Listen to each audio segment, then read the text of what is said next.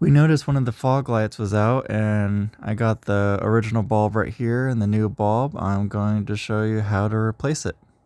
You look right here, your plug for your fog light is right here. Like, it's easily accessible. So I'm just going to slide the new one on.